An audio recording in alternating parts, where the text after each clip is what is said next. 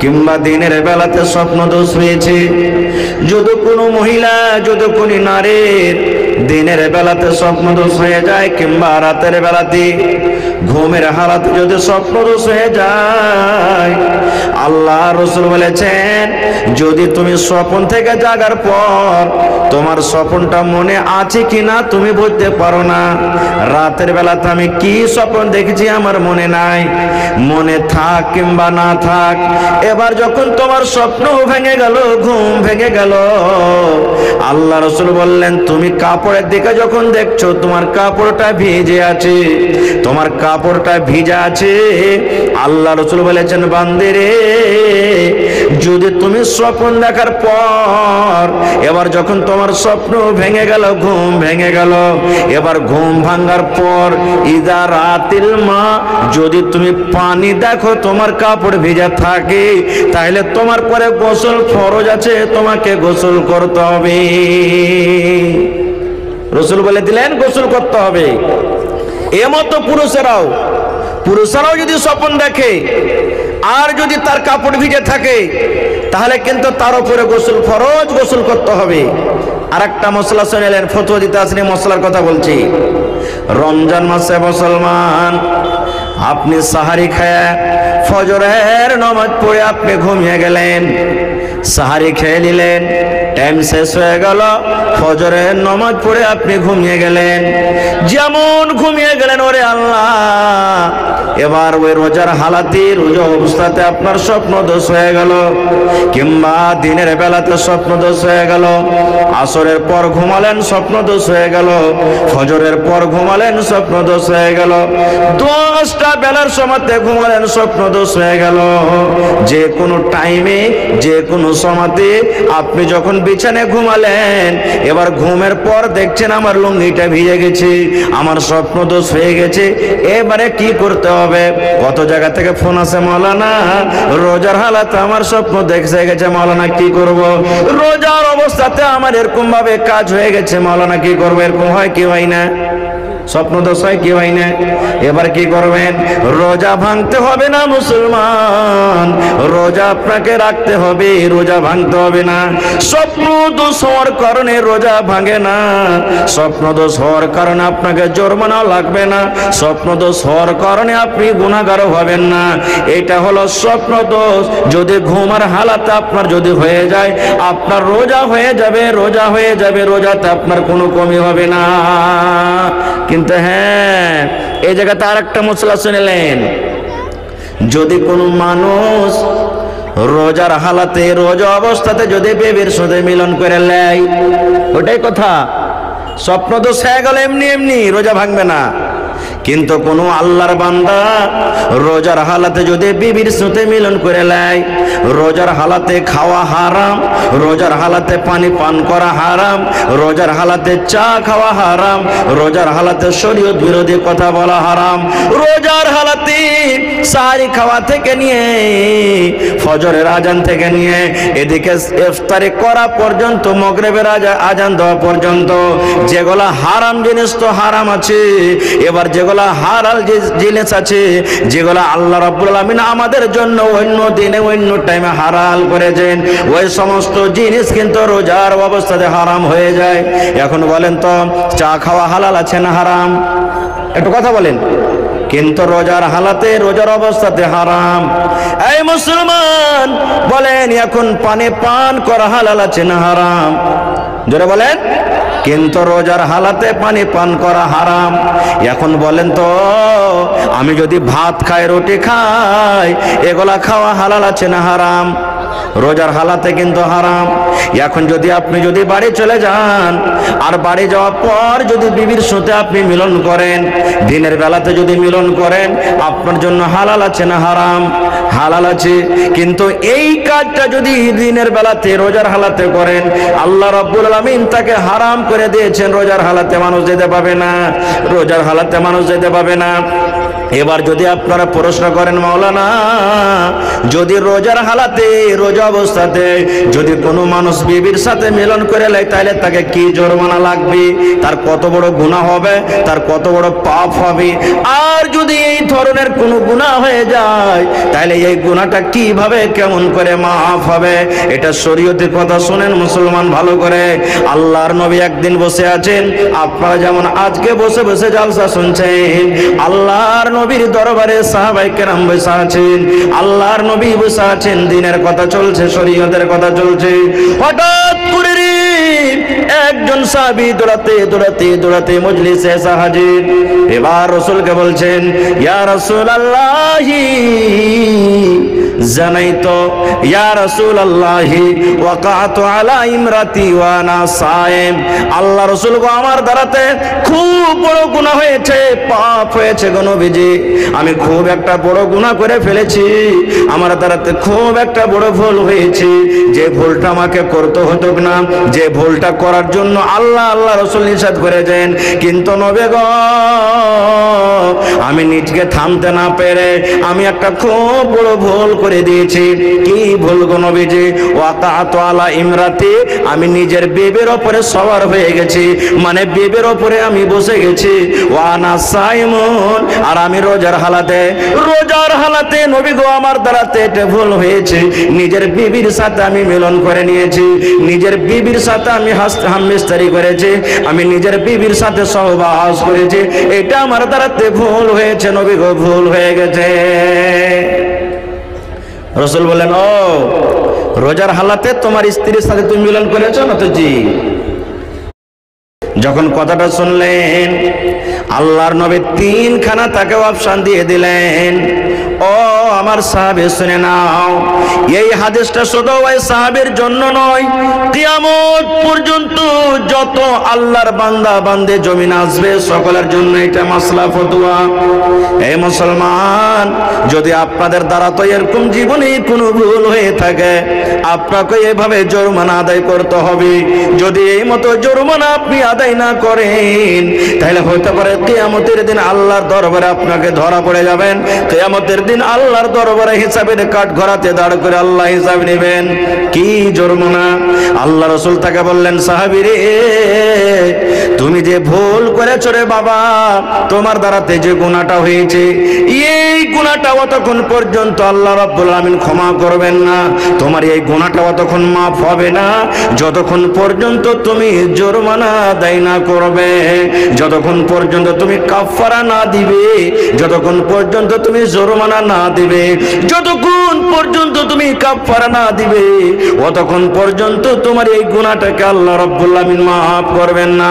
সে সাহাবী বলছেন, ইয়া রাসূলুল্লাহ, আল্লাহ রাসূল গো, কাফারা কি আমাকে লাগবে, জরিমানা কি লাগবে, একটু দয়া করে বলেন। আল্লাহ রাসূল বললেন, সাহাবী রে, যাও তুমি বাড়িতে চলে যাও, এই রোজার হালাতে তুমি যে তোমার বিবির সাথে তুমি মিলন করেছো, রোজার হালাতে তুমি তোমার স্ত্রীর সাথে যে মিলন করেছো, এই গুনাহটা মাফ করতে গেলে তোমাকে এক টানাতে 2 মাস রোজা রাখতে হবে। কতদিন রোজা রাখতে হবে? জোরে বলে।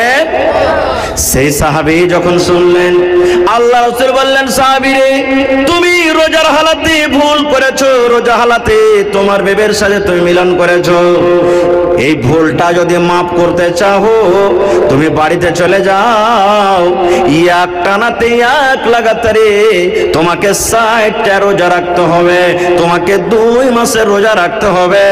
যদি তুমি 2 মাসের রোজা না রাখো তাহলে আল্লাহ রাব্বুল আমিন তোমার এই গুনাহটাকে মাফ করবেন না।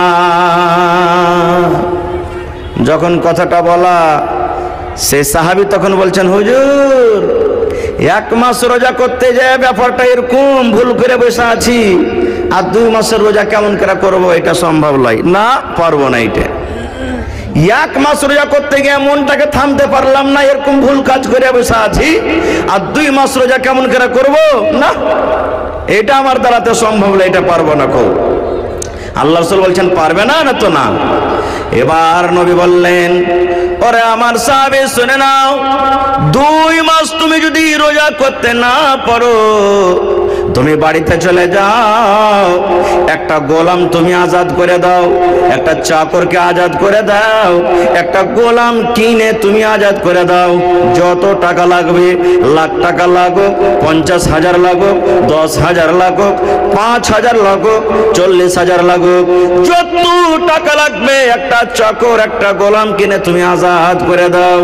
এই যে কাজটা যদি করতে পারো রে বাবা, আল্লাহ রাব্বুল আলামিন তোমার গুনাহকে মাফ করে দিবেন। এবার সেই সাহাবী বলছেন, ইয়া রাসূলুল্লাহ, আমি গরিব মানুষ, এত টাকা জীবনে কোনোদিন চোখে দেখিনি, আমার কাছে টাকা নাই, গোলাম কিনতে পারবো না, গরিব মানুষ আমি, গোলাম কেনার আমার ক্ষমতা নাই, কেমন করে গোলাম কিনবো, আমি গোলাম কিনতে পারবো না গো নবীজি, আমার গোলাম কেনার ক্ষমতা নাই। তাইলে গোলামও কিনতে পারলেন না, আর 2 মাস রোজাও রাখতে পারলেন না, দুটা শেষ। 3 নম্বরে নবী বললেন, বাবারে যদি তুমি 1 নম্বরে গোলাম আজাদ করতে না পারো, 2 নম্বরে যদি একটাতে 2 মাসের রোজা না রাখতে পারো, 3 নম্বর তোমাকে অপশন দিলাম, 3 নম্বর তোমাকে কাফারা আদায় করতে হবে। 3 নম্বরে তোমাকে শরীয়তের জরিমানা হলো বাড়িতে চলে যাও আর 60টা ফকিরকে মিসকিনকে খুঁজে খুঁজে খানা খাইয়ে দাও। মালদারকে খেতে হবে না, ধনী লোকের দাওয়াত দিতে হবে না, মালদার টাকাওয়ালাকে তোমাকে ডাকতে হবে না। যারা সমাজের মধ্যে যারা মিসকিন, সমাজের মধ্যে যারা মিসকিন, সমাজের মধ্যে যারা ফকির, ওই সমস্ত মিসকিনকে ডেকে ডেকে ডেকে 60টা মিসকিনকে তুমি খানা খাইয়ে দাও। 60টা মিসকিনকে যদি খানা খাওয়াইতে পারো, আল্লাহ রাব্বুল আমিন তোমার এই গুনাহকে মাফ করে দিবে। তখন সেই সাহাবী বলছেন, হুজুর কদিন থেকে নিজেই খাইতে পাইনি তো কাকে খাওয়াবো? কি বলছেন? হাদিসের কথা, গল্প নয়। কি বলছেন? নিজেরই পেটে দানা নাই নবী সাহেব, কাকে খাওয়াবো? এটাও আমার সম্ভব নেই, পারবো না। তাহলে গোলামও আজাদ করা হলো না, 2 নম্বরে রোজাও করা হলো না, 3 নম্বরকে মিসকিনকে খাওয়ার দেওয়া হলো না। এবার কি হবে? বসে আছেন, বাবা চিন্তা করছেন আল্লাহ কি হবে। ইতিমধ্যে হঠাৎ করে একজন সাহাবী 1 বস্তা খাজুর, 1 বোঝা খাজুর, 1 বোরা খাজুর আল্লাহ নবীর দরবারে হাজির করে দিয়েছেন। ইয়া রাসূলুল্লাহ, এই খাজুর আমি নিয়ে আসলাম বাড়ি থেকে, আপনাকে দিয়ে দিলাম, আপনার যা ইচ্ছা খাজুর আপনি তাই করেন। এবার খাজুরের যখন বোরা নবীর পাঞ্জরে হাজির হয়ে গেছে, একটা লোক যখন অন্য সাহাবে জমা করে দিলেন, এবার রাসূল বলছেন, আইনা সাইল, এ সাইল করে, এই সাইল কই? ওই সাইলটা আমাকে প্রশ্ন করেছে, ওই সাইলটা কই? এবার সাইল দাঁড়িয়ে গেলেন, ইয়া রাসূলুল্লাহ আমি এখানে আছি। আল্লাহ রাসূল বললেন, ও আল্লাহর বান্দা, তুমি একটা গোলাম আজাদ করতে পারবে না, গোলাম আজাদ করার তোমার ক্ষমতা নাই। 2 নম্বরে তুমি রোজাও রাখতে পারবে না, 3 নম্বরে তুমি ফকির মিসকিনকে খানা দিতে পারবে না। তাহলে বাবারে এই 1 বস্তা খাজুর তোমাকে আমি দিলাম, এই 1 বস্তা খাজুর তুমি নিয়ে চলে যাও, আর ফকিরকে খুঁজে খুঁজে 60টা ফকিরকে মিসকিনকে তুমি খানাটা দিয়ে দাও। 60টা ফকির মিসকিনের মধ্যে খাজুরটা তুমি বেটে দাও। যাও, এই যে 1 বোরা খাজুর আছে, অমুক সাহাবী এনেছে, তুমি এই খাজুর কটা নিয়ে যাও, আর নিয়ে যে তুমি 60টা ফকির মিসকিনকে তুমি বেটে দিবে, যাও। যখন এই কথাটা বলেছেন, তখন সেই সাহাবী কি বলছেন জানেন? আল্লাহর নবী গো, আপনি ফকিরকে বাঁটতে বললেন, আপনি মিসকিনকে বাঁটতে বললেন, মিসকিনকে বাঁটতে হবে, মিসকিনকে আপনি বাঁটতে বললেন। আল্লাহর নবী গো, আমি আল্লাহর কসম করে বলি, আমার মনে হয় এই মোটা মদিনার যদি গ্রামে গ্রামে বাড়িতে বাড়িতে খোঁজ লওয়া হয়, তাহলে আমার থেকে মনে হয় মদিনাতে আর কোনো গরিব নাই। সব থেকে আমি বড় গরিব, সব থেকে আমি বড় মিসকিন ফকির, আমার থেকে বড় আর গরিব কেউ নাই। তাহলে এবার বলেন, আপনি তো গরিবকে বাঁটতে বললেন, আর আমার থেকে গরিব বেশি কেউ নাই, তো আমি কাকে বাঁটবো নবী? এবার আপনি ফয়সালা করেন, কাকে বাঁটবো আমি? যখন কথাটা আল্লাহ রাসূল মুচকি মেরে একটু হাসলেন, ওর কথাটা শুনে মুচকি মেরে হাসলেন। হাসার পর বললেন, যাও যাও যাও যাও যাও, তোমার ছেলে মেলে তুমি খাবে, যাও যাও যাও যাও, তুমি যাও, তোমার ছেলে মেলে খাবে। তাইলে ভাই এখানে আজকে একটা হাদিস শিখলেন, রমজানের রোজার হালাতে যদি স্বপ্নদোষ হয়ে যায়, এমনি স্বপ্নদোষ হয়ে গেল, তাহলে আপনার রোজাটাকে ভাঙতে হবে না, রোজা আপনি রেখে নেবেন, রোজা হয়ে যাবে। ওই হালাতি যদি মানুষ নিজে নিজে যদি এরকম ভাবে কোনো কাজ করে বা নিজের মনে যদি রোজার হালাতে বিবির সাথে মিলন করে লাই, তাহলে কিন্তু ওই জায়গাতে গুনাহ হয়ে গেল, আর সেই গুনাহ মাফ করতে হবে। রোজা তো করতে হবে পরে, এবার এই গুনাহটা মাফ করতে গেলে 3খানা জরিমানা। 1 নম্বর গোলাম আজাদ করো, গোলাম তো এখন এই জামানাতে পাওয়া যায় না, ওইটাকে বাদ দিয়ে দেন। 2 নম্বরে রোজা 2 মাস রোজা করতে হবে, তাহলে গুনাহটা মাফ হবে। আর যদি এটাও না পারেন তো 60টা মিসকিনকে আপনাকে খানা খাওয়াইতে হবে, তাহলে আল্লাহ আপনার গুনাহকে মাফ করবেন। একটা শিখে নিলেন, আর একটু আগে চলেন। আল্লাহ রাসূল বলেছেন, যখন তুমি বাড়িতে ওযু করবে, ভাত রান্না করবে, ভাত তুলে মুখে দিবে, রুটি যখন খাবে, ভাজা যখন খাবে, আল্লাহ রাসূল বলেছেন বিসমিল্লাহ বলে তুমি খাবে। কি পড়বে? জোরে বলেন, আরো জোরে বলেন। বিসমিল্লাহ বলতে হবে। ওযু করতে বসলেন, বিসমিল্লাহ পড়তে হবে। মায়েরা খালারা বাড়িতে বাচ্চাকে দুধ পান করাবে, বাচ্চা তো কথা বলতে পারবে না, আমার মায়েরা খালারা বিসমিল্লাহ বলে বাচ্চাকে দুধ পান করাবে। মায়েরা ভাত রান্নে বসবে, বাড়িতে বিসমিল্লাহ বলবে, রুটি বানাইতে বসবে, বিসমিল্লাহ বলবে। মায়েরা খালারা বাড়িতে তরকারি কাটতে বসবে, বিসমিল্লাহ বলবে। আল্লাহ রাসূল বলেছেন, উম্মত রে, নর হোক কিংবা নারী হোক, যখন বাড়িতে ওযু করতে বসবে নামাজের জন্য, তখন বিসমিল্লাহ বলতে হবে। আর যখন লেখাপড়া করতে বসবে, তখন গোটা বিসমিল্লাহির রহমানির রহিম পড়িতে হবে। দুনিয়ার সব কাজে বিসমিল্লাহ, আর লেখাপড়া করতে বসবেন তখন কিন্তু শুধু বিসমিল্লাহির রহমানির রহিম পড়িতে হবে। কত ভাইকে দেখবেন ওযু করতে বসবে, একবার খুব হাইন ঠেকেরা কইবে বিসমিল্লাহির রহমানির রহিম। জি না, শুধু বিসমিল্লাহ পড়বেন। লেখা পড়তে করতে গিয়ে বিসমিল্লাহির রহমানির পড়তেন। এর প্রমাণ একটা হাদিস কোরআন থেকে আপনারাকে বলি। সুলাইমান নবীর নাম শুনেছেন আপনারা? নাম শুনেছেন? জোরে বলেন না, নাম শুনেছেন? জি, সুলাইমান নবীকে আল্লাহ তাবারক ওয়া তাআলা এত পাওয়ার দিয়েছিলেন, পাখি, এই যে পাখি, ছাগল, বকরি, বিচ্ছু, পোকা, পাখি, দুনিয়াতে যত কিছু জীবজন্তু সবারই ভাষা বুঝতে পারেন। আজকে ছাগল ম্যাঁ করে ভেবাই নাকি? আমরা মনে করি ভ্যাঁ করে ভেবাইলে। মুরগা থেকে কুকু কুক করে বাঁক দেয় নাকি? হ্যাঁ, তো ওই ভাষাতে কি বলছে? ভোরবেলাতে দেখবেন সড়ককে কুচুর মুচুর করে কথা বলে না? আমরা হয়তো বলছি যে এটা এর ভাষা, কিন্তু সুলাইমান নবী জানতে পারতেন কি বলছে। লম্বা ঘটনা, ছোট্ট করে বাস 1-2 মিনিটে বলছি, পারছি, আমার হাতে চলে এসছে ভাই। তো সুলাইমান নবী লাই লস্করকে নিয়ে চলে যাচ্ছেন, একদিন দোয়া করবেন, কাহাত সালি পড়ে গেছে, দোয়া করবেন আল্লাহর কাছে যে আল্লাহ তুমি মেঘ দাও, পানি দাও, চলে যাচ্ছেন। কোরআনে একটা সূরা আছে সূরাতুন নামাল, কোরআনে একটা সূরা আছে সূরাতুন, জোরে বলেন সূরাতুন নামাল। নামালাতুন মানে চিউটি, পিপিলিকা, পিঁপড়া যাকে আমরা বলি। ওই কথা, ওই কোরআনে পিঁপড়ার একটা ঘটনা আছে, কথা আছে, এই জন্য আল্লাহ সূরাটার নাম সূরাতুন নামাল থেকেছেন। তো সুলাইমান নবী লাইলাস করলে চলেছেন একদিন, যেটা আছেন। এবার ধরেন হাজার লাখের হিসাবে জামাত দিচ্ছে। আচ্ছা বলেন, আমরা যখন রাস্তাতে হাঁটছি, জালসা শুনতে এসেছি, জালসা শুনতে যাচ্ছি, মসজিদে যাচ্ছি, বাড়ি যাচ্ছি, বাজার যাচ্ছি, তো আমরা ওই পাখালি, জীব জন্তু, ছাগল, বকরি, মানুষজন বাঁচিয়ে চলি, কিন্তু কোনোদিন পিঁপড়ায় বাঁচিয়ে চলেছি?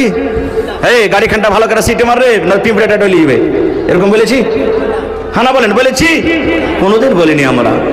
তো সুলাইমান নবী চলিচ্ছেন, আর এক পিপিলিকা, পিঁপড়ার যে সর্দার, মালিক, মুখিয়া, নেতা যে আছে, ও অন্য পিঁপড়াকে বলছেন, রে পিঁপড়ার দল, তাড়াতাড়ি করে তো সান্ধ্যা, খালের ভিতরে সান্ধ্যা, না হলে সুলাইমান নবী ওর লস্কর যে আসছে না, বেখেয়ালিতে থাকবে আর তোরাকে কুচিলে চলে যাবে।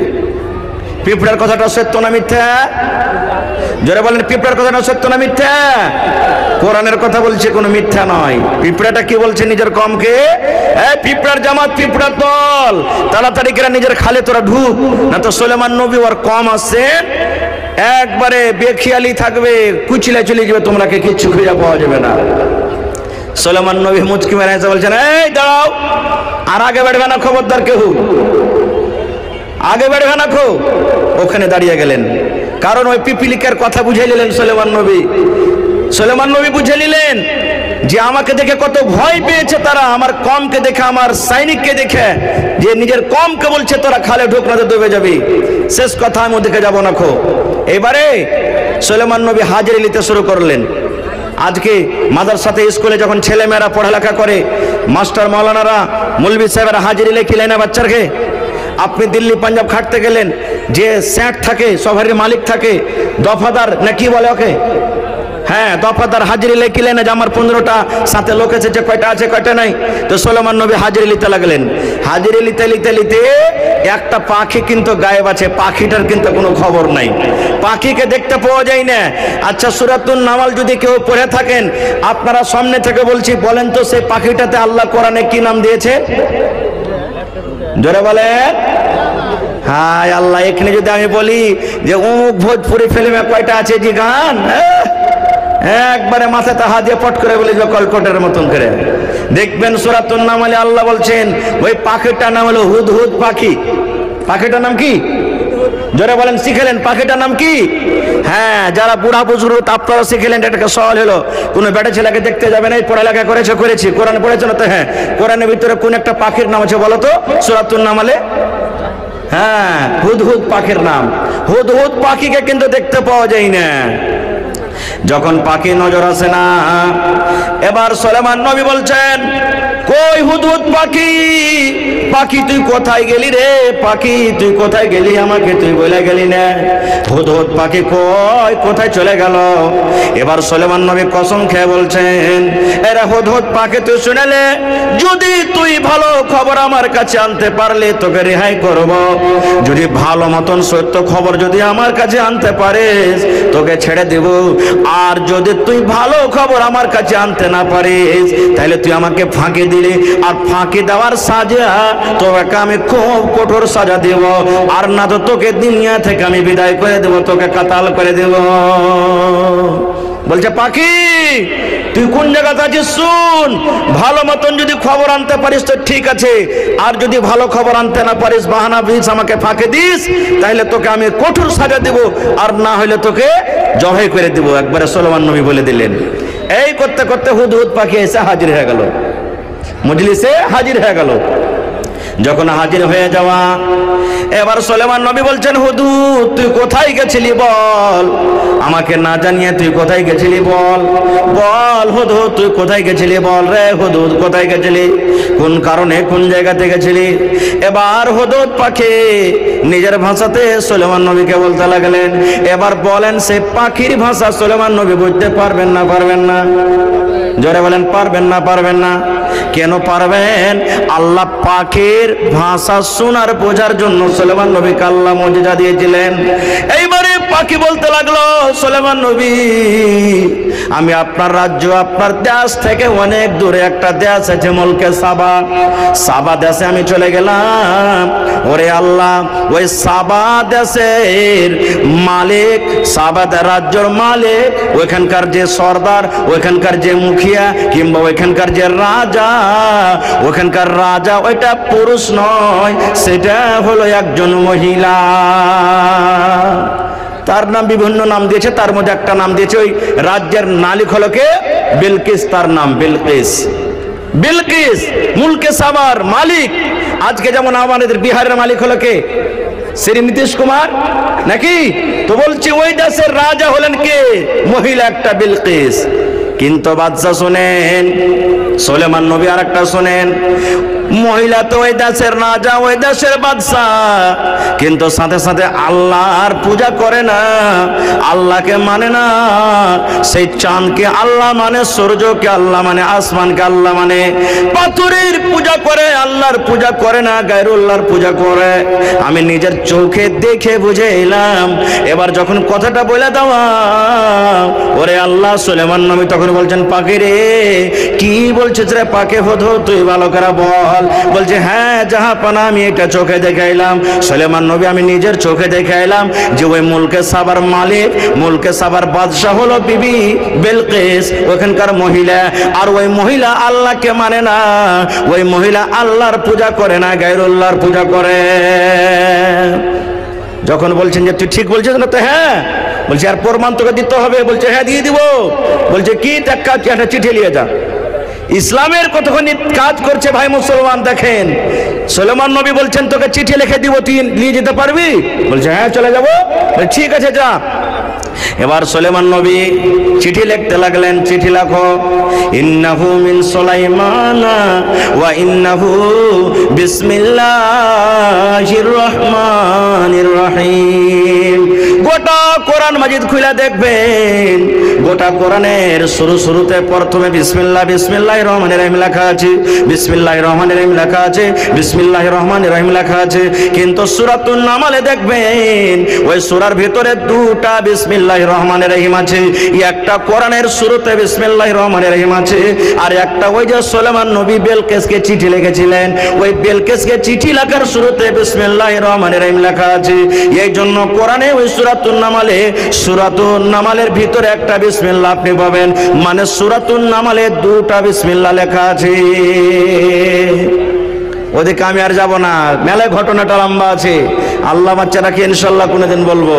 বলার উদ্দেশ্য হলো এই যে আপনি যখন লিখতে পড়তে বসবেন তো বিসমিল্লাহির রহমানির রহিম বলে শুরু করবেন। ওর দলিল একটা হয়ে গেল যে সুলেমান নবী বেলকিসকে যখন চিঠি লেখে তখন বিসমিল্লাহির রহমানির রহিম লিখেছিলেন। আরো অন্য আরো হাদিসে অনেক দলিল আছে, আমি ওদিকে যাবো না। তাহলে পড়ালেখা বাদ দিয়ে দুনিয়ার সব কামে বিসমিল্লাহ। এবার বলবেন হাজি মাওলানা চা খাইতে বসেছি, এই একটা চা দে রে ঝড়ু, একটা চা দে, লালটুর একটা চা দে। চা আপনি দিয়েছে, বাস বিসমিল্লাহ বলেন নি, খাইতে শুরু করে দিয়েছেন, আধখানি শেষ। আরে পানি যেত হালেমার মা, পানি যেত রে, পানি পান করতে করতে আধ গিলাস শেষ, বিসমিল্লাহ বলতে ভুলে গেছেন। ভাত খেতে বসেছেন, ভাত খেতে আপনি বিসমিল্লাহ ভুলে গেছেন, এবার কি করবেন?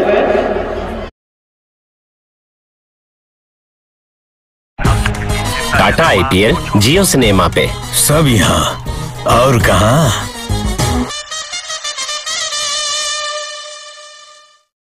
এবার যদি বিসমিল্লাহ না বলে শুরু করে থাকেন তাহলে আপনার হালাত অবস্থা কি জানেন?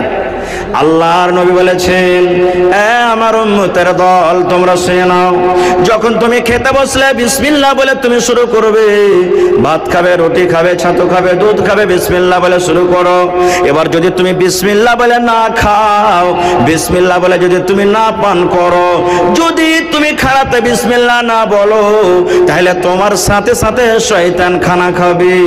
আপনারা জানেন আমার সাথে একটা বাচ্চা খেতে বসেছে, এবার বলেন দুই বন্ধু একসাথে খেতে বসেছেন, এবার খেতে খেতে একটা বন্ধু খেতে খেতে হঠাৎ করে থালাতে খাওয়া গলা উল্টি করে দিলে, বলেন আপনার মনটা খারাপ হবে না? হবে না? হবে না? হবে না? আপনি খেতে বসেছেন, আপনারই বাচ্চা, আপনারই জন্ম দেওয়া বাচ্চা, 5 বছর 7 বছর 10 বছরকার বাচ্চা, এখানে আপনি খেতে বসেছেন, 2 হাত দূরে পায়খানা করে দিলে মন খারাপ হবে না? হবে না? বলেন হবে না? হবে না? এই মুসলমান যদি এরকম ভাবে দুনিয়াতে মন খারাপ হয়, তাহলে নবীর হাদিস একটু শুনেলেন। আল্লাহ রাসূল বলেছেন, উম্মতরে যদি তুমি বিসমিল্লাহ বলে খানা না শুরু করো, তোমার সাথে সাথে শয়তান খাবে।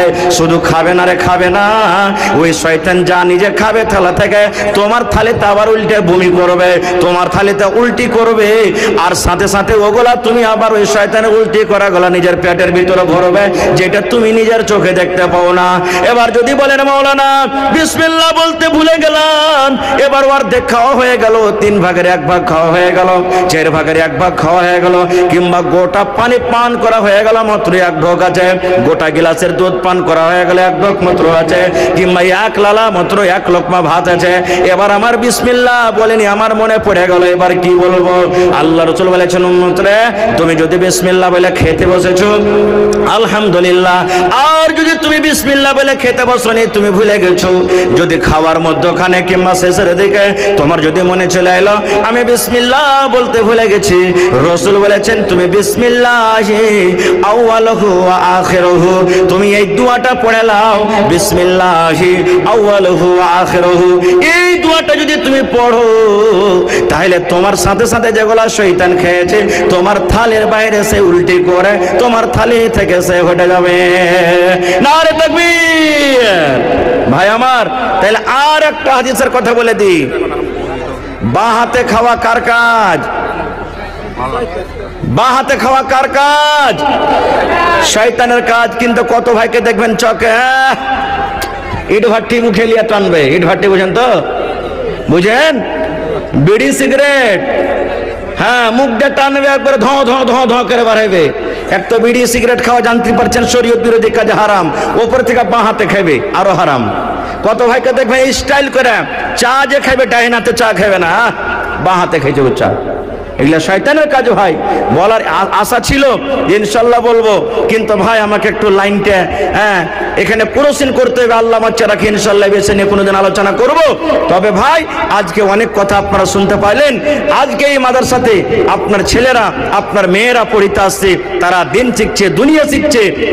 আজকে যদি মাদ্রাসাটা না থাকতো আপনারা জালসা শুনতে আসতেন? জালসা হয়তো মাদ্রাসাতে জীবনে হয়তো না খো।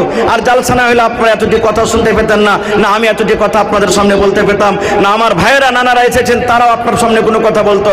তো ভাই আমার, আজকে এই মাদ্রাসা চালাইতে গেলে এই মাদ্রাসার সরকার, মাদ্রাসার মালিক, মাদ্রাসার গার্জিয়ান হলেন আপনারা। এই মাদ্রাসাতে সরকারি কোনো মদত, সরকারি কোনো সহযোগিতা আসে না। তো ভাই আমি আপনাদের আর সময় নিব না, কমিটির লোককে বলবো মা খালাকে পিন্ডালে চাদর দিয়ে পাঠান তাড়াতাড়ি করে, মা খালাকে পিন্ডালে চাদর দিয়ে পাঠান তাড়াতাড়ি করে। এবং আজকে 1 টাকা দেবেন, 1 টাকা নিব এই মাদ্রাসার জন্য।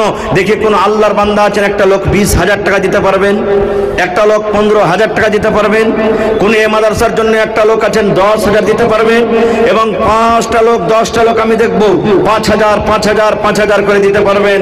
এবং 30 পারা কোরআন 1,000 2,000 1,000 2,000 করে দেখি কোন আল্লাহর বান্দা আছেন 30 জন দিতে পারবেন। তা আছেন তো দেখি সর্বপ্রথম। কোনো আমার ভাই, কোনো আমার মা, কোনো আমার খালা, কোনো আমার দাদি নানি এমন আছেন আজকে এই বাড়িঘাট মাদ্রাসার জন্য 10,000 টাকা একটা লোক দিতে পারবেন, 5,000 টাকা একটা লোক দিতে পারবেন। এবং 30 জনের কাছে আমি আবদার করেছি আজকে এই মাদ্রাসার জন্য 1,000 2,000 1,000 2,000 500 এবং তারপরে 100 200 100 10 20 যে যা পারবেন আপনারা আল্লাহর হস্তে চটচট চটচট করে আপনারা দিয়ে দেন। কারণ এই এলাকাতে যত এবারে জলসা হলে বছরে আল্লাহর রহমতে মানুষ ছোট হোক বড় হোক, নর হোক নারী হোক, সবাই মন খুলে ওয়াজ শুনেছেন আর আল্লাহর রহমতে মন খুলে দানও করেছেন। আজকে এই বাড়িঘাট মাদ্রাসাতে দেখছি আপনারা কতটুকু দান করতে পারছেন, সাহায্য করতে পারছেন। আপনি দুনিয়া থেকে চলে যাবেন, এই মাদ্রাসা কায়েম থাকবে যতদিন বাচ্চারা মাদ্রাসাতে পড়ালেখা করবে। এই নেকিটা আপনার কবরে আল্লাহ রাব্বুল আলামিন অনলাইন পৌঁছাতে থাকবেন, যেতে থাকবে। মায়েরা খালারা, আজকে আপনাদের পিন্ডালে চাদর নিয়ে গেছে মনে হয়, চাদর ভর্তি করে করে দান দেন। কারণ মা খালারা খুব মন দিয়ে দিয়ে বেশি বেশি করে দান করে। আংটি, গলার হার, পার পায়াল, নাকের কানের, তারপরে